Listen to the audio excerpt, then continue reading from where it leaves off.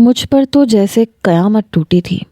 میں کبھی بھی اس شخص کی بیوی نہیں بننا چاہتی تھی جو ہر وقت مجھ پہ حاکم اور جابر بنا پھرتا تھا۔ مجھے یہ وٹا سٹا قبول نہیں تھا، مگر میری ایک نہیں سنی گئی۔ مجھے نفرت تھی ہاشم خانزادہ سے، مگر ہمارے ہاں بھائیوں کی خاطر بہنوں کو قربانی کا بکرا بنا دیا جاتا ہے۔ میرے ساتھ بھی یہی ہوا تھا۔ بہت آنسوؤں کے ساتھ میں نے ایجاب و قبول کیا۔ میں جانتی تھی کہ ہاشم خانزادہ نے ایسا کیوں کیا ہے، اپنی انا کو تسکین پہنچانے کے لیے، کیونکہ وہ شخص کچھ بھی کر سکتا تھا مگر محبت نہیں۔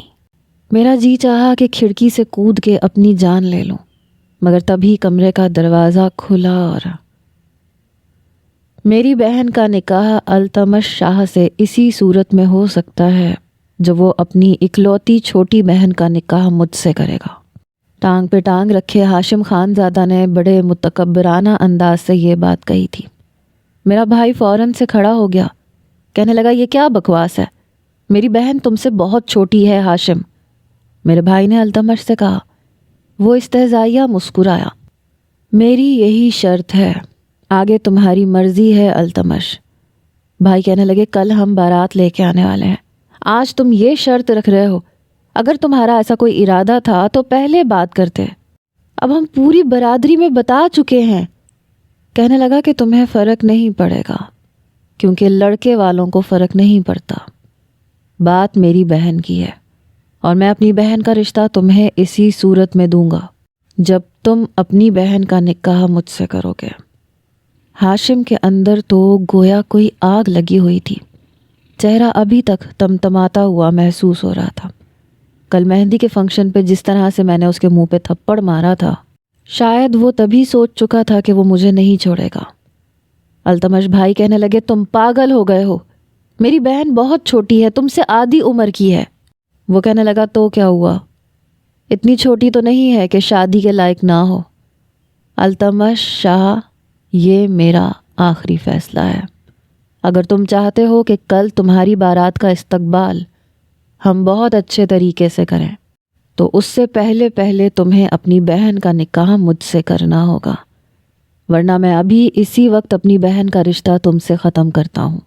اور یہ بات بھی یاد رکھنا کہ اپنی بہن کی شادی میں کل ہی کروں گا، اور ویسے ہی دھوم دھام سے کروں گا جیسے کہ تم سے ہونے والی تھی۔ التمش بھائی کے تو یہ سن کے ہوش اڑے تھے۔ وہ منشا کو بے تحاشا چاہتا تھا، اس سے محبت کرتا تھا، اور اب تو وہ اس کی ہونے والی تھی۔ لیکن پتہ نہیں ہاشم نے اتنی بڑی بات کیوں رکھ دی تھی۔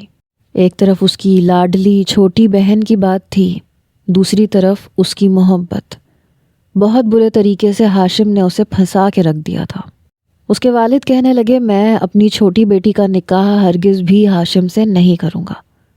وہ کہنے لگا ٹھیک ہے، آپ لوگ جا سکتے ہیں، میں اپنی بہن کا کل ہی بہت دھوم دھام سے نکاح کروں گا۔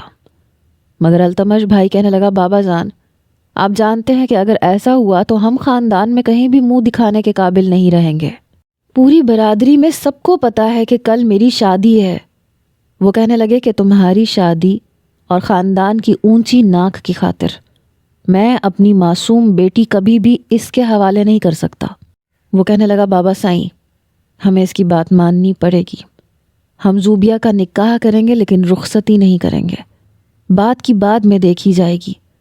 التمش بھائی نے یہ بات اپنے باپ کے کان کے بالکل برابر کہی تھی۔ وہ کہنے لگے ہاشم ہمیں تمہاری یہ شرط منظور ہے۔ وہ کہنے لگا ٹھیک ہے، پہلے میرا نکاح ہوگا، اس کے بعد میں منشا کا نکاح التمش شاہ سے کر دوں گا۔ میرے والد اور بھائی اپنی برادری کے ساتھ اٹھ کے واپس اپنی حویلی کی جانب جا چکے تھے، لیکن دونوں ہی چپ تھے۔ کل تک تو ایسی کوئی بھی بات ہاشم نے نہیں کہی تھی۔ ہاشم کا باپ سردار نواز خان جب سے دنیا سے رخصت ہوا تھا، ہاشم خود کو پتہ نہیں کیا سمجھنے لگا تھا۔ حالانکہ سردار نواز نہایت ہی اچھے اخلاق کا مالک تھا، لیکن اتنا ہی گھمنڈی ہاشم تھا۔ منشا کا رشتہ بھی سردار نواز نے ہی اپنے دوست کے بیٹے التمش شاہ سے طے کیا تھا۔ 3 سال منشا اور التمش شاہ کی منگنی رہی تھی۔ کل مہندی کے فنکشن تک سب کچھ ٹھیک چل رہا تھا، لیکن مہندی کے بعد رات کو جیسے ہی ہاشم حویلی میں آیا، اس نے التمش بھائی کو فون کیا کہ پرسوں شادی ہے، اس لیے کل کچھ معاملات طے کرنے ہیں۔ میں چاہتا ہوں کہ اپنے بزرگوں کے ساتھ تم لوگ آنا، جو بات ہوگی بھری محفل میں ہوگی۔ التمش شاہ اور سکندر شاہ سمجھ نہیں پا رہے تھے کہ آخر ہاشم نے بات کرنی کیا ہے۔ یہ بات ہوگی یہ وہ لوگ سوچ بھی نہیں سکتے تھے۔ ابھی تو حویلی میں کسی کو نہیں پتا تھا کہ سکندر شاہ اور التمش شاہ کون سا فیصلہ اپنی لاڈلی کے لیے کر کے آئے ہیں۔ میں ہر بات سے انجان تھی۔ میں تو ہاتھوں میں مہندی لگائے کسی تتلی کی طرح کبھی کسی کو دکھا رہی تھی، کبھی کسی کو، کہ میں تو کل اپنے بھیا کی شادی پہ نیلے رنگ کی میکسی پہنوں گی، میچنگ چوڑیاں، میچنگ جیولری، جوتے، سب کچھ اپنی مرضی کے مطابق لیے تھے۔ حویلی میں جب التمش اور سکندر شاہ آئے تو بے حد متفکر اور پریشان تھے، لیکن میں نہیں جانتی تھی، اس لیے میں بھاگتی ہوئی آئی اور اپنے بابا کے گلے سے لگ گئی۔ کہنے لگی، بابا دیکھ لیجئے گا، کل میں دلہن سے زیادہ پیاری لگوں گی، کوئی پہچان نہیں پائے گا کہ دلہن کون ہے اور دلہا کی بہن کون ہے۔ یہ سن کر میرے والد نے میرے سر پہ ہاتھ رکھا، کہنے لگے، جاؤ پانی لے کے آؤ، پیاس لگ رہی ہے۔ پھر التمش شاہ سے کہنے لگے، مجھے سمجھ میں نہیں آ رہا، میں کیسے اپنی معصوم بچی کا نکاح اس شخص سے کر دوں۔ وہ کہنے لگا، بابا سائیں، ایک بار منشا کو اس گھر میں آ جانے دیں، اس کے بعد میں منشا کو مجبور کر دوں گا کہ وہ اپنے بھائی سے اس بات کو منوائے کہ ہاشم میری بہن کو طلاق دے گا۔ میرے والد یہ سن کر کہنے لگے، میری معصوم سی بیٹی پہ تم طلاق کا دھبا لگانا چاہتے ہو۔ وہ کہنے لگا، میں کسی بھی قیمت پہ ہاشم کو زوبیہ نہیں سونپ سکتا، زوبیہ میں میری جان بستی ہے، اور منشا اب میری غیرت بھی ہے اور محبت کے ساتھ ضد بھی بن چکی ہے۔ وہ چاہتا ہے کہ ساری برادری کے سامنے ہماری ناک کٹ جائے، ہم ذلیل ہو جائیں، اور میں ایسا ہونے نہیں دوں گا۔ میرے والد بہت پریشان تھے، دل میں عجیب و غریب سے وسوسے اٹھ رہے تھے کہ پتہ نہیں جو ہو رہا ہے وہ ٹھیک ہے یا نہیں۔ رات کو جب یہ بات انہوں نے اپنی بیوی کو بتائی تو وہ بری طرح سے پریشان ہو گئی۔ کہنے لگی، سکندر، آپ نے اتنا بڑا فیصلہ کیسے کر لیا؟ میں اپنی بچی کو کبھی بھی ہاشم کے نکاح میں نہیں دے سکتی۔ سارے خاندان اور برادری والے جانتے ہیں کہ وہ کس قدر ضدی اور انا پرست قسم کا شخص ہے، اپنے سامنے کسی کی کوئی حیثیت اور اوقات ہی نہیں رکھتا۔ میں اپنی بیٹی کو کبھی بھی اس کے حوالے نہیں کر سکتی۔ اور پھر آپ کو پتہ ہے زوبیہ کتنی معصوم ہے، کتنی کم عمر ہے۔ میں اس وقت اپنے کمرے میں تھی، مجھے کچھ اندازہ نہیں تھا کہ نیچے کیا فیصلے ہو رہے ہیں۔ اماں کہہ رہی تھیں، ابھی تو اسے بس اپنے لالا کی شادی کی خوشی ہے، اسے ہوش تک نہیں ہے، میں اپنی بچی کا کیسے نکاح کر سکتی ہوں؟ سکندر، آپ نے جذبات میں آ کے یہ کیا فیصلہ کر دیا؟ آپ کو التمش کی بات نہیں سننی چاہیے تھی۔ ابا نے تھکے ہوئے لہجے میں جواب دیا، عزت کا معاملہ تھا، اس نے ہماری عزت کے ساتھ کھیلنے کی کوشش کی ہے۔ وہ چاہتا ہے کہ ہم ساری برادری میں اپنی ناک کٹوا دیں، اور تم جانتی ہو کہ ایسا ممکن نہیں، کچھ نہیں کرے گا وہ ہماری زوبیہ کے ساتھ، کیونکہ ہم صرف نکاح کریں گے، اس سے زیادہ اور کچھ نہیں۔ مگر اماں بے حد پریشان تھیں۔ اگلے روز شادی تھی اور شادی کی تیاری انہوں نے بڑی بے دلی سے کی۔ میں آئینے کے سامنے بیٹھی تھی، سب کہہ رہے تھے کہ میں بے حد خوبصورت لگ رہی ہوں، بالکل گڑیا جیسی۔ مجھے کیا خبر تھی کہ میں کس انجام کی طرف بڑھ رہی ہوں۔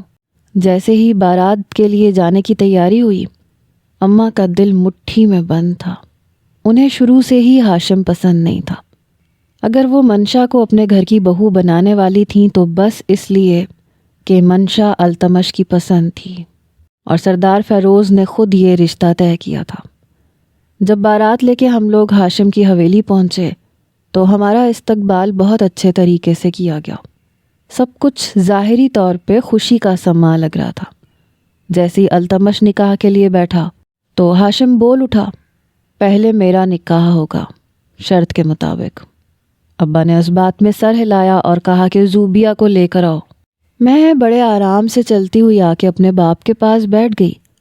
ابا نے میرے کان میں کہا، بیٹا جب بھی مولوی صاحب کہیں گے کہ قبول ہے تو کہہ دینا کہ جی قبول ہے۔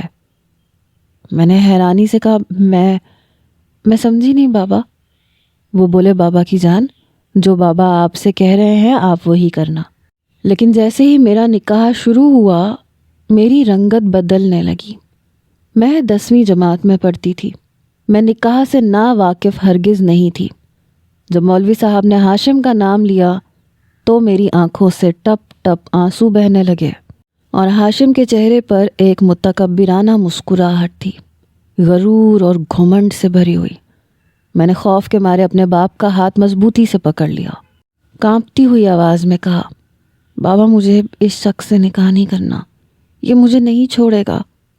ابا کی آنکھوں میں بے بسی تھی، انہوں نے بس اتنا کہا، بیٹا تم سے کہا ہے نا، کہو قبول ہے۔ اپنے باپ کی بے بسی دیکھ کر میں نے آنسو صاف کیے اور کپ کپاتے لبوں سے ایجاب و قبول کر لیا۔ یوں لگا جیسے میں نے خود کو ایک بہت بڑی مصیبت میں دھکیل دیا ہو۔ میرے بعد التمش اور منشا کا نکاح ہوا، مگر جب رخصتی ہونے لگی تو ہاشم نے آگے بڑھ کے میرا بازو پکڑا اور اپنی جانب کھینچ لیا۔ میں کسی کٹی پتنگ کی طرح اس کے پہلو سے جا لگی۔ یہ دیکھ کر ابا اور التمش دونوں کو شدید غصہ آیا۔ یہ کیا بدتمیزی ہے؟ ابا بولے۔ وہ اکڑ کے کہنے لگا، میری دلہن کو کہاں لے کے جا رہے ہو؟ میں نے شرط کے مطابق اپنی بہن کا نکاح کر دیا ہے۔ ابا نے غضبناک لہجے میں کہا، میں نے ابھی صرف اپنی بیٹی کا نکاح کیا ہے، جب تک وہ 18 سال کی نہیں ہو جاتی میں اس کی رخصتی نہیں کروں گا۔ وہ طنزیہ ہنسا، جب نکاح ہو سکتا ہے تو رخصتی بھی ہو سکتی ہے۔ آپ منشا کو یہاں سے لے جا سکتے ہیں، لیکن یہ یہاں سے نہیں جائے گی۔ میں اس کی مضبوط گرفت سے اپنی کلائی چھڑوانے کی کوشش کر رہی تھی۔ میں نے روتے ہوئے کہا، بابا مجھے اس شخص کے ساتھ نہیں رہنا، پلیز مجھے اپنے ساتھ لے کے جائیں، مجھے نہیں رہنا اس کے ساتھ۔ مگر ہاشم میرے سارے حقوق اپنے نام کر چکا تھا، چاہ کے بھی ابا اور التمش کچھ نہیں کر سکے۔ مجھے روتی ہوئی کو ہاشم کے گھر میں چھوڑ کے وہ لوگ چلے گئے۔ اماں روئے جا رہی تھیں، جاتے جاتے بس یہی کہہ سکیں، میں پہلے ہی کہہ رہی تھی، یہ انسان نہیں ہے، یہ جلاد ہے، پتہ نہیں میری معصوم بچی کے ساتھ کیا سلوک کرے گا۔ میں بار بار اپنا ہاتھ چھڑوانے کی کوشش کر رہی تھی، مگر وہ لوہے کی گرفت کی طرح میری کلائی تھامے ہوئے تھا۔ اچانک اس نے بڑے غضبناک لہجے میں کہا، اپنا رونا دھونا بند کرو ورنہ تمہارا بہت برا حشر کروں گا۔ میرا دل کانپ گیا۔ تھپڑ مارا تھا نا تم نے میرے منہ پہ؟ اس کی آواز میں زہر گھلا ہوا تھا۔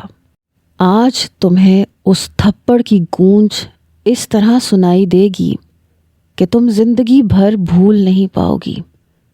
میں سسکیاں لیتے ہوئے بس یہی کہے جا رہی تھی، میرا ہاتھ چھوڑ دو پلیز، مجھے بابا کے پاس جانا ہے۔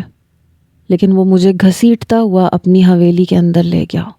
میرے پاؤں زمین پہ گھسٹ رہے تھے، میرا دوپٹہ کھینچ کے اتر چکا تھا اور میرا وجود خوف سے سن ہو رہا تھا۔ اس نے مجھے اپنے کمرے میں لا کے بیڈ پہ زور سے پٹخ دیا۔ آج کی رات تمہاری چیخیں پوری حویلی میں سنائی دیں گی۔ اس کے بعد اس کی آنکھوں میں وہی درندگی تھی جو میں نے مہندی کی رات دیکھی تھی، وہی لمحہ جہاں سے میری زندگی نے پلٹ کے مجھے دیکھنا چھوڑ دیا تھا۔ مجھے یاد آیا، پہلی بار میں نے ہاشم کو التمش شاہ کی مہندی پہ دیکھا تھا۔ 3 سال پہلے جب منشا کی منگنی اس کے والد نے التمش کے ساتھ طے کی تھی، اس وقت میں بہت چھوٹی تھی، بچوں کے ساتھ کھیلتی رہتی تھی، کسی نے مجھے دیکھا بھی نہیں تھا۔ مگر اس مہندی پہ میں نے پیلا لہنگا پہنا تھا، میرا قد میری عمر کی لڑکیوں سے زیادہ لمبا تھا اور میرے بال کمر تک جھول رہے تھے۔ جب میں نے ہاشم کو دیکھا تو اس کی نظریں بھی مجھ پہ ٹھہر گئیں، وہ تو جیسے پلکیں جھپکنا ہی بھول گیا۔ جب اسے یہ پتا چلا کہ میں التمش کی بہن ہوں تو اس کے ہونٹوں پہ خباثت بھری مسکراہٹ آ گئی۔ اس کے بعد میں جہاں جاتی وہ کسی نہ کسی بہانے وہاں موجود ہوتا۔ میں سہیلیوں کے ساتھ ہنس رہی تھی کہ اس نے آ کے پوچھا، تم التمش کی بہن ہو نا؟ جی، میں نے سادہ سا جواب دیا۔ بہت خوبصورت ہو۔ میں نے رسمی طور پہ کہا، شکریہ، آپ کون ہیں؟ تمہاری بھابھی کا بھائی۔ میں نے ادب سے کہا، اچھا بیٹھیے نا، کھانا کھائیے، کچھ چاہیے تو بتائیے۔ اس نے کہا، ایک ٹھنڈی بوتل لا دو۔ میں بوتل لے آئی۔ اس نے جان بوجھ کے بوتل پکڑتے ہوئے اسے اپنے کپڑوں پہ گرا لیا۔ او ہو، کپڑے خراب ہو گئے۔ میں گھبرا گئی۔ کوئی بات نہیں، آپ اندر آ جائیں، اندر واش روم ہے۔ میں اسے کمرے تک لے گئی۔ دروازے پہ کھڑی تھی کہ اچانک اس نے میری چوڑیوں سے بھری کلائی پکڑ لی اور مجھے اندر کھینچ کے دروازہ بند کر دیا۔ اب ایسی بھی کیا بے مروتی، اندر تک نہیں آؤ گی۔ میری سانس رک گئی۔ یہ کیا بدتمیزی ہے، میرا ہاتھ چھوڑو۔ وہ ہنسا۔ مجھے کیا پتا تھا کہ التمش کی حویلی میں کوہ نور چھپا ہوا ہے۔ میں نے دھمکی دی، میں شور مچا دوں گی۔ وہ اور زور سے ہنسا۔ ڈھول میں تمہاری چیخیں کون سنے گا؟ جب اس نے حد پار کی، میں نے پوری طاقت سے اسے دھکا دیا۔ میری کلائی آزاد ہوئی۔ میں نے غصے میں اس کے منہ پہ زوردار تھپڑ مارا۔ آئندہ اگر میرے ساتھ ایسی بدتمیزی کی تو میں التمش بھائی کو سب بتا دوں گی۔ میں باہر نکل گئی، مگر وہ لمحہ اس کے اندر آگ بن کے جلتا رہا۔ اب اسی آگ کے ساتھ وہ میرے سامنے کھڑا تھا۔ میں اس کے سامنے ہاتھ جوڑ کے رو رہی تھی۔ پلیز مجھے میرے بابا کے پاس جانے دو، میں کچھ نہیں کہوں گی۔ لیکن اس کے سر پہ بدلے کا خون سوار تھا۔ آج نہیں چھوڑوں گا۔ جب وہ میری طرف بڑھا، میری نظر سائڈ ٹیبل پہ رکھے شیشے کے گلدان پہ پڑی۔ میں نے پوری ہمت جمع کر کے وہ گلدان اٹھایا۔ میرے قریب آئے تو میں مار دوں گی۔ وہ طنزیہ ہنسا۔ اتنی ہمت نہیں ہے تم میں۔ جیسے ہی وہ قریب آیا، میں نے پوری طاقت سے وہ گلدان اس کے سر پہ دے مارا۔ ایک لمحے کو وہ لڑکھڑایا۔ جب اس نے اپنے ہاتھ دیکھے تو وہ خون سے بھرے ہوئے تھے۔ اس کی آنکھوں میں اب غصہ نہیں، درندگی تھی۔ اب نہیں چھوڑوں گا۔ اور اسی لمحے مجھے یقین ہو گیا کہ میں ایک ایسے شخص کے سامنے کھڑی ہوں جس کے لیے میں ایک انسان نہیں، صرف انتقام تھی۔ جیسے ہی ہاشم میری طرف بڑھا، میں نے پوری طاقت سے گلدان اٹھا کے اس پہ مارنا شروع کر دیا۔ وہ اپنا بچاؤ نہیں کر پا رہا تھا، اس لیے وہ لڑکھڑا کے نیچے گر گیا۔ میں اس کے سر پہ 2-3 بار گلدان مار چکی تھی۔ اس کے بعد میں نے وہ گلدان وہیں پھینکا اور کمرے کا دروازہ کھول کے باہر کی طرف بھاگ گئی۔ اس وقت تمام ملازمین اپنے اپنے کمروں میں جا چکے تھے۔ لاؤنج پورا خالی تھا۔ میں نے لاؤنج کا دروازہ کھولا اور باہر نکل گئی، لیکن بھاگ کے جاتی تو جاتی کہاں؟ میرا خوف مجھے باہر نکلنے بھی نہیں دے رہا تھا، اس لیے میں نے حویلی کی پچھلی جانب بھاگنا شروع کر دیا۔ جیسے ہی میں پچھلی جانب پہنچی، وہاں پارکنگ ایریا میں بہت سی گاڑیاں کھڑی تھیں۔ میں نے ایک گاڑی کی ڈگی کھولی اور خود کو اس میں بند کر لیا۔ میرا دل بہت زور زور سے دھڑک رہا تھا۔ میں یہی سوچ رہی تھی کہ اب کیا ہوگا، پتہ نہیں میرا انجام کیا ہونا تھا۔ اگر میں ہاشم کے ہاتھ لگ جاتی تو یقیناً وہ میرے ساتھ بہت برا سلوک کرتا۔ میں نے اپنے منہ پہ ہاتھ رکھ لیا تاکہ میری سسکیوں کی آواز سن کے وہ شیطان میری زندگی نہ برباد کر دے۔ کچھ دیر کے بعد ہاشم باہر آیا۔ وہ چوکیدار پہ چلاتے ہوئے کہہ رہا تھا، کیا تم نے یہاں سے زوبیا کو جاتے ہوئے دیکھا ہے؟ چوکیدار کہنے لگا، نہیں صاحب، میں نے تو نہیں دیکھا۔ اصل میں چوکیدار نیند میں تھا جب میں باہر آئی تھی۔ میں پارکنگ ایریا میں آ کے گاڑی کی ڈگی میں بیٹھ گئی تھی اور کسی نے بھی مجھے ڈگی میں بیٹھتے نہیں دیکھا تھا۔ کچھ ہی دیر میں ہاشم پھر چلایا، جلدی سے ڈرائیور کو بلاؤ اور گارڈز کو کہو پہلے پورے گھر کی تلاشی لیں، مجھے زوبیا ہر حال میں چاہیے۔ یہ کہتے ہوئے وہ اسی گاڑی کا دروازہ کھول کے بیٹھ گیا جس کی ڈگی میں تھی۔ اس لمحے تو جیسے میری جان نکل گئی۔ میں نے اپنے منہ پہ ہاتھ رکھے اور سسکیاں دبانے کی کوشش کرنے لگی۔ کچھ ہی دیر میں ڈرائیور بھی ڈرائیونگ سیٹ سنبھال چکا تھا۔ اس نے جمائی روکتے ہوئے گاڑی سٹارٹ کی۔ چوکیدار نے گیٹ کھولا اور گاڑی گلیوں میں نکل گئی۔ ساری گلیاں سنسان پڑی تھیں۔ ہاشم غصے سے پاگل ہو رہا تھا۔ ڈرائیور کہنے لگا، صاحب جی آپ کو ہسپتال لے چلوں، آپ کے سر سے کافی خون بہہ رہا ہے۔ ہاشم جھنجھلا کے بولا، بکواس بند کرو۔ پھر وہ بولا، جہاں بھی تمہیں کوئی لڑکی بھاگتی ہوئی نظر آئے گاڑی وہیں اس کے پیچھے دوڑا دینا۔ ڈرائیور نے کہا، صاحب جی یہاں تو مجھے کوئی نظر نہیں آ رہا، سڑک بالکل سنسان ہے، نہ کسی کے قدموں کی آہٹ ہے نہ چوڑیوں کی جھنکار ہے۔ ہاشم غصے میں بولا، میرا اس وقت مذاق کا موڈ نہیں ہے، ڈرائیور نے سنجیدگی سے کہا صاحب جی میں مذاق نہیں کر رہا، جس لڑکی کو آپ ڈھونڈ رہے ہیں مجھے لگتا ہے وہ حویلی میں ہی کہیں چھپی ہوگی۔ اتنی کم عمر لڑکی ہے، اتنی بڑی جرت نہیں کر سکتی کہ حویلی کی دیوار پھلانگ کے بھاگ جائے، اور وہ بھی اتنی جلدی۔ ڈرائیور کی بات سن کے ہاشم کچھ سوچ میں پڑ گیا، پھر کہنے لگا تم ٹھیک کہہ رہے ہو، گاڑی واپس موڑو، اب ہم حویلی چلیں گے۔ ڈرائیور بولا جیسا آپ کی مرضی۔ اس نے گاڑی واپس حویلی کی طرف موڑ لی۔ کچھ ہی دیر کے بعد چوکیدار نے دوبارہ دروازہ کھولا، گاڑی پارکنگ ایریا میں لگائی گئی اور ہاشم گاڑی سے اتر کے حویلی کے اندر چلا گیا۔ وہ ملازمین پہ چلاتے ہوئے کہہ رہا تھا، حویلی کا کونا کونا چھانو، وہ لڑکی یہیں کہیں ہے، مجھے وہ ہر حال میں چاہیے۔ بالآخر چوکیدار نے دروازہ بند کر دیا اور انگڑائی لیتے ہوئے کہنے لگا، کیا مصیبت ہے، پتہ نہیں بیٹھی بٹھائی کیا آفت آ گئی، میں تو کوارٹر میں جا کے سو جاتا ہوں۔ ڈرائیور بھی جمائی لیتے ہوئے باہر آیا اور بولا چاچا کوارٹر میں جا کے سو جاؤ، اب ہاشم صاحب باہر نہیں جائیں گے، بے فکر ہو جاؤ۔ چوکیدار گھبرا کے بولا تو نے کہہ دیا اور میں بے فکر ہو گیا، ارے وہ آ گئے نا تو میری ٹانگیں توڑ دیں گے۔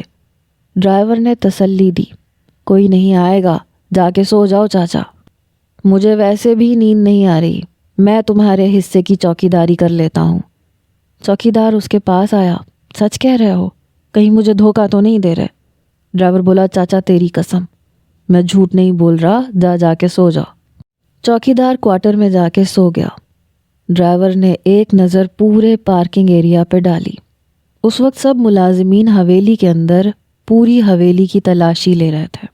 اسی لمحے اس نے گاڑی کی ڈگی کھولی اور آہستہ سے کہا، باہر آ جاؤ، اس وقت یہاں کوئی نہیں ہے۔ یہ سن کے میری تو جان نکل گئی۔ میں نے ڈرائیور کی طرف دیکھا، وہ بولا باہر آ جاؤ، اس سے پہلے کہ کوئی ملازم تمہیں دیکھ لے اور پھر وہ کمینہ جانور تمہاری زندگی برباد کر دے، جلدی نکلو۔ یہ سنتے ہی میں فوراً گاڑی کی ڈگی سے باہر نکل آئی۔ ولی محمد نے میرا ہاتھ پکڑا اور فوراً مجھے اپنے کوارٹر میں لے گیا۔ کوارٹر میں داخل ہوتے ہی اس نے میرا ہاتھ چھوڑ دیا اور آہستہ سے کہا، یہاں کوئی نہیں آئے گا، تم یہاں بالکل محفوظ ہو۔ میں گھبراہٹ میں بولی، وہ پوری حویلی کی تلاشی لے رہا ہے، کیا وہ کوارٹر چھوڑ دے گا؟ وہ ایک لمحے رکا، پھر بولا میں نے کہا نا، بلکہ تمہاری بات ٹھیک ہے، یہاں کی تلاشی بھی لی جا سکتی ہے، 2 منٹ رکو میں کچھ کرتا ہوں۔ وہ پورے کمرے کا جائزہ لینے لگا، پھر اس نے ایک لوہے کا صندوق کھولا جو آدھا خالی تھا اور آدھے میں اس کے کپڑے رکھے تھے۔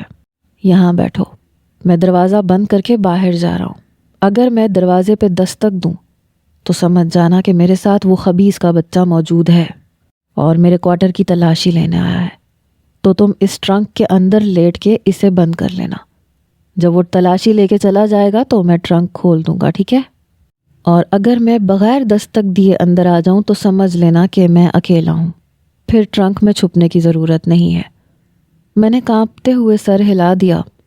وہ لوہے کا ٹرنک تھا، میں اس کے اوپر بیٹھ گئی۔ ولی محمد نے اپنے کوارٹر کا دروازہ بند کیا اور باہر چلا گیا۔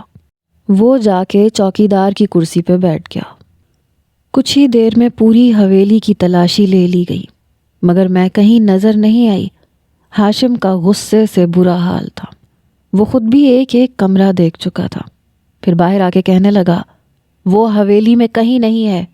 ولی محمد نے جمائی روکتے ہوئے کہا، اچھا تو پھر کیا خیال ہے، دوبارہ سڑکوں کی خاک چھان لیتے ہیں، شاید کہیں مل جائے، ہو سکتا ہے کھیتوں میں جا چھپی ہو۔ اس کی بات سن کے ہاشم کو بے تحاشا غصہ آیا۔ کتے، تو نے کہا تھا کہ وہ حویلی میں ہوگی، باہر نہیں نکل سکتی، اب تو پتہ نہیں کہاں سے کہاں جا چکی ہوگی۔ ولی محمد نے لاپرواہی سے کہا، سیٹھ صاحب مجھے تو یہی لگا تھا کہ اتنی سی ہے، کہاں دیوار پھلانگ کے نکلے گی، مجھے کیا پتا تھا کہ اتنی کم عمر میں اس کی رسائی کہاں تک ہے، اندازہ غلط نکلا تو میرا کیا قصور۔ ایک ملازم بولا، سردار جی ساری حویلی کی تلاشی لے لی ہے، بس ملازمین کے کوارٹر رہتے ہیں، کہیں تو وہ بھی دیکھ لیتا ہوں۔ ہاشم نے کہا، ہاں ٹھیک ہے، لو تلاشی۔ یہ سن کر ولی محمد کی جان پر بن آئی۔ وہ فوراً بولا، صاحب جی میرے سر میں بہت درد ہے، میں جا کے سو جاؤں؟ ہاشم جھنجھلا کے بولا جاؤ مر جاؤ جا کے، میں دوسرے ڈرائیور کے ساتھ باہر جاتا ہوں، تم کبھی ڈھنگ کا مشورہ نہیں دے سکتے۔ ہاشم نے دوسرے ڈرائیور کو بلایا اور گاڑی باہر نکل گئی۔ تب تک ولی محمد اپنے کوارٹر کے پاس آ چکا تھا۔ اس سے پہلے کہ ملازم دروازہ کھولتا اس نے خود دروازے پہ دستک دی۔ ملازم بولا یہ کیا کر رہے ہو؟ ولی محمد فوراً بولا سردیوں کا موسم ہے، دروازہ جیم ہو گیا ہے، ایسے نہیں کھلتا، پیچھے ہٹو میں دھکا مار کے کھولتا ہوں۔ اس نے دروازہ کھولنے میں پورے 5 منٹ لگا دیے۔ جب دروازہ کھلا تب تک میں ٹرنک میں بند کر چکی تھی خود کو۔ اس نے سکون کی ایک گہری سانس لی۔ ملازم نے پورا کوارٹر چیک کیا اور باہر نکل گیا۔ پوری حویلی کا کونا کونا چھان لیا گیا مگر میں کسی کو کہیں نظر نہیں آئی۔ ہاشم نے آدھی رات سڑکوں پہ مجھے ڈھونڈنے میں گزار دی۔ کھیتوں تک میں جا کے دیکھ لیا مگر ایسے لگتا تھا جیسے مجھے زمین نگل گئی یا آسمان اٹھا کے لے گیا۔ میں کہیں نظر نہیں آئی۔ ہاشم بے حد پریشان تھا، اب اسے نیند بھی آ رہی تھی۔ وہ واپس آیا، کہنے لگا میں اس لڑکی کو چھوڑوں گا نہیں۔ پھر اس نے اپنے گارڈ سے کہا پورے گاؤں کی تلاشی لو، وہ اتنی عقل مند نہیں ہے کہ یہاں سے بھاگ سکے، وہ یقیناً گاؤں کے کسی گھر میں پناہ لے کے بیٹھی ہوگی۔ آخرکار ہاشم اپنے کمرے میں جا کے سو گیا۔ جیسے ہی صبح ہوئی ولی محمد نے اپنی چارپائی پہ سوئی ہوئی مجھے جگایا۔ میں فوراً گھبرا کے اٹھ بیٹھی۔ وہ بولا اٹھو یہاں سے چلو، میں تمہیں گاڑی کی ڈگی میں بند کر دوں گا کیونکہ مجھے ابھی شہر جانا ہے، میں تمہیں وہاں کسی محفوظ جگہ پہ پہنچا دوں گا تاکہ تم اس کمینے سے بچ سکو، پھر آگے تم جانو اور تمہاری قسمت۔ میں روتے ہوئے بولی مجھے میرے بابا کے گھر چھوڑ دو۔ وہ آہ بھرتے ہوئے بولا کوئی فائدہ نہیں ہے، تم اس کے نکاح میں ہو، اگر تم اپنے باپ کے گھر گئیں تو وہ عدالت اور پولیس کے ذریعے تمہیں واپس لے آئے گا اور پھر تمہیں دوبارہ بھاگنے کا موقع نہیں ملے گا۔ اس نے جلدی سے میرے اوپر ایک کالی چادر اوڑھا دی۔ باہر ہلکی ہلکی روشنی ہو رہی تھی۔ اس نے گاڑی کی ڈگی کھولی اور مجھے لیٹنے کا اشارہ کیا۔ میں لیٹ گئی۔ اس نے ڈگی بند کی اور خود گاڑی میں بیٹھ گیا۔ مین گیٹ اس نے اس طرح سے کھولا کہ چوکیدار نہ دیکھ سکے۔ ایک دن پہلے ہی ہاشم اس سے کہہ چکا تھا کہ شہر جا کے اس کے چھوٹے موٹے کام نمٹا لینا، اسی لیے کسی کو شک نہیں ہوا۔ اس نے گاڑی باہر نکال لی اور شہر کی طرف لے گیا۔ جیسے ہی گاڑی گاؤں کے احاطے سے باہر نکلی ولی محمد نے گاڑی روکی اور ڈگی کھول کے مجھے باہر نکالا۔ اب پچھلی سیٹ پہ آ جاؤ۔ میں پچھلی نشست پہ بیٹھ گئی۔ اس نے تیز رفتاری میں گاڑی چلائی اور 4 گھنٹے کا سفر 2.5 گھنٹے میں طے کر لیا۔ شہر پہنچ کے اس نے پوچھا اگر تمہاری یہاں کوئی سہیلی یا کوئی جاننے والی ہے تو بتاؤ، میں تمہیں وہاں چھوڑ دیتا ہوں۔ میں پھوٹ پھوٹ کے رونے لگی۔ میرا یہاں کوئی نہیں ہے، میں شہر میں کسی کو نہیں جانتی، میں صرف اپنے بابا کو جانتی ہوں، اپنے بھیا کو جانتی ہوں۔ وہ بولا اچھا رونا بند کرو، میں کچھ کرتا ہوں۔ وہ سوچ میں پڑ گیا کہ مجھے کہاں چھوڑے جہاں میری عزت محفوظ رہ سکے۔ آخر کار وہ مجھے شہر میں رہنے والے اپنے ایک دوست کے گھر لے گیا۔ اس نے دروازہ کھٹکھٹایا۔ دروازہ ماجد نے کھولا۔ ولی محمد کے ساتھ مجھے دیکھ کر وہ چونک گیا۔ یہ کون ہے؟ تمہاری بیوی ہے؟ ولی محمد جھنجھلا کے بولا چپ کر جاؤ، جب دیکھو تمہیں میری شادی اور بیوی کی پڑی رہتی ہے۔ پھر اس نے پوچھا تمہاری امی اور بہن گھر پہ ہیں؟ ماجد نے کہا ہاں ہیں مگر سو رہی ہیں۔ ولی محمد بولا اپنی بہن کے کمرے میں اس لڑکی کو لے جاؤ، یہ لڑکی میری امانت ہے، اسے کوئی نقصان نہیں پہنچنا چاہیے۔ ماجد نے شک سے پوچھا یہ ہے کون؟ ولی محمد نے کہا جو بھی ہے، تمہیں بس اتنا خیال رکھنا ہے، میں ابھی زیادہ سوال جواب نہیں کر سکتا، چند دن میں آؤں گا اور پھر اس لڑکی کا انتظام کہیں اور کر دوں گا۔ ماجد نے کہا یہ کوئی خطرے والی بات تو نہیں ہے، تم کسی کی بہن بیٹی کو بھگا کے تو نہیں لائے؟ اگر کچھ ایسا ہے تو میں اسے یہاں نہیں رکھوں گا۔ ولی محمد نے سنجیدگی سے کہا یہ بہت مصیبت زدہ ہے، میں اس کی جان بچا کے لایا ہوں، بھگا کے نہیں لایا، بس 2-3 دن کی بات ہے۔ جب ولی محمد واپس حویلی پہنچا تو ہاشم بے حد پریشان تھا۔ 4 دن میں اس نے پورے گاؤں کا کونا کونا چھان مارا تھا مگر میں کہیں نہیں ملی۔ وہ بڑبڑاتے ہوئے کہہ رہا تھا یہ خبر التمش شاہ کی حویلی تک نہیں پہنچنی چاہیے کہ اس کی بہن دھوکہ دے کے جا چکی ہے۔ اگر وہ التمش کی حویلی پہنچ گئی تو بھی مجھے منشا بتا دے گی اور میں پھر اسے اسی حویلی میں لے آؤں گا۔ میں نہیں جانتی تھی کہ میری زندگی کس موڑ پہ آ کے یوں بکھر جائے گی، لیکن اس رات کے بعد مجھے بس اتنا یاد ہے کہ خوف میری سانسوں میں بس گیا تھا۔ اگر میں اپنے باپ کی حویلی تک نہ پہنچی اور میرے ساتھ کوئی حادثہ پیش آ گیا تو یہ خبر التمش کی حویلی تک نہیں جانی چاہیے۔ میں جانتی تھی کہ اگر یہ بات وہاں پہنچی تو منشا کی زندگی بھی برباد ہو جائے گی۔ یہی سوچ شاید ہاشم کو بھی اندر ہی اندر کھا رہی تھی۔ وہ بے حد پریشان تھا۔ اسے سمجھ نہیں آ رہا تھا کہ میں کہاں ہوں، زندہ بھی ہوں یا نہیں۔ شاید وہ یہی سوچ رہا تھا کہ میں بھاگتے ہوئے کسی کنویں میں گر گئی ہوں یا مر چکی ہوں یا کسی بدماش کے ہتھے چڑھ چکی ہوں، مگر یہ سچ تھا کہ میں اس کے ہاتھ سے نکل چکی تھی اور یہی بات اسے سب سے زیادہ کھائے جا رہی تھی۔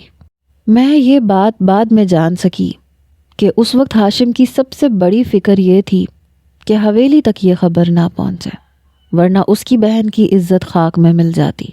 وہ ذہنی طور پہ اس قدر ٹوٹ چکا تھا کہ کچھ سوچنے سمجھنے کے قابل نہیں رہا تھا۔ انہی دنوں ولی محمد نے اس سے چند دن کی چھٹی مانگی، یہ کہہ کے کہ اس کی والدہ کی طبیعت ٹھیک نہیں ہے۔ ہاشم شاید اپنے ہی خیالات میں اتنا گم تھا کہ اس نے بنا سوچے اجازت دے دی۔ وہ نہیں جانتا تھا کہ یہی چھٹی میری زندگی کی نئی شروعات بننے والی ہے۔ ولی محمد سیدھا شہر آیا، مجھے وہاں سے لے کے پشاور لے گیا۔ وہ جانتا تھا کہ وہاں نہ پولیس کا زور چلتا ہے اور نہ کسی جاگیردار کا۔ وہاں اس کے اپنے لوگ تھے، اس کی برادری تھی۔ جب وہ مجھے اپنے گھر لے کے گیا تو اس کی ماں مجھے شک کی نگاہ سے دیکھنے لگی۔ اس کی آنکھوں میں سوال تھے، الزام تھے۔ اس نے پوچھا کہ وہ مجھے کس حیثیت سے گھر لایا ہے۔ ولی محمد نے پہلے ٹالنے کی کوشش کی، مگر پھر سچ بول دیا کہ وہ مجھے بھگا کے لایا ہے کیونکہ میری جان کو خطرہ تھا۔ اس کی ماں نے جرگے کا خوف دلایا، لیکن پھر اس نے یہ بھی کہا کہ اگر بات نکاح تک پہنچ جائے تو شاید عزت بچ جائے۔ میں اس سب کے بیچ میں کھڑی کانپ رہی تھی۔ میں نے ولی محمد سے کہا کہ میں اس سے نکاح کیسے کر سکتی ہوں، میرا تو پہلے سے نکاح ہو چکا ہے۔ اس نے مجھے یقین دلایا کہ یہ سب مجبوری ہے، ایک ڈھال ہے، اور خدا کی قسم وہ مجھے ہاتھ نہیں لگائے گا جب تک مجھے ہاشم سے نجات نہ مل جائے۔ یوں بظاہر اس کا اور میرا نکاح ہو گیا، مگر حقیقت میں وہ میرے لیے صرف ایک محافظ تھا، ایک ایسا انسان جو میری جان بچانے کے لیے خود کو خطرے میں ڈال رہا تھا۔ چند دن کے بعد وہ مجھے اپنی ماں کے پاس چھوڑ کے واپس چلا گیا۔ جاتے ہوئے اس نے کہا کہ میں بالکل محفوظ ہوں اور وہ حویلی جا کر میرے لیے کوئی راستہ نکالے گا۔ میں نے اس کی آنکھوں میں سچائی دیکھی تھی اور دل ہی دل میں اس کے لیے دعا کی تھی۔ ادھر ہاشم پاگلوں کی طرح مجھے ڈھونڈ رہا تھا، اس کی اپنی جان کو لالے پڑے ہوئے تھے۔ اور پھر وہ دن آیا جب التمش منشا کو ساتھ لے کے حویلی آیا۔ وہ اپنی بہن سے ملنا چاہتا تھا، مگر میں وہاں تھی ہی نہیں۔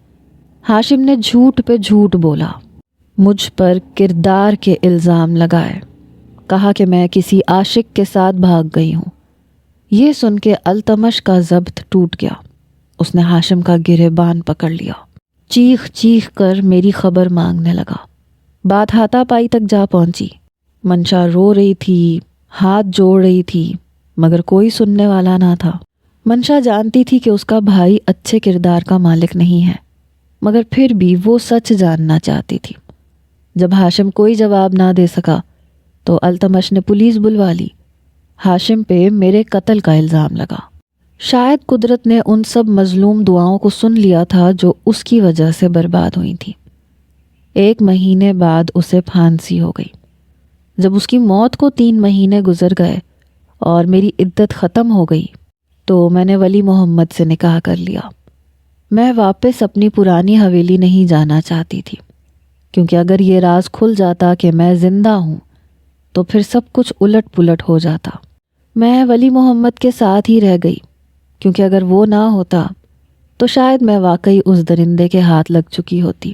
اور ایک اذیت ناک زندگی گزار رہی ہوتی۔ ولی محمد کے پاس نہ دولت تھی نہ آسائش ہے، مگر اس کے پاس ایک نرم دل تھا، ایک سچی محبت تھی۔ میں نے اس کے ساتھ رہ کے سب کچھ سیکھ لیا۔ میں اس کا خیال رکھتی تھی، اس کے لیے کھانا بناتی تھی۔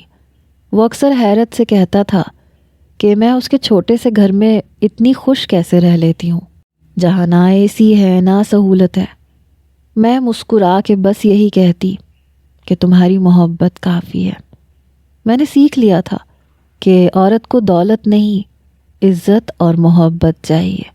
جب یہ دونوں مل جائیں تو وہ ہر تنگی ہنستے ہوئے سہ لیتی ہے اور شکوہ تک نہیں کرتی۔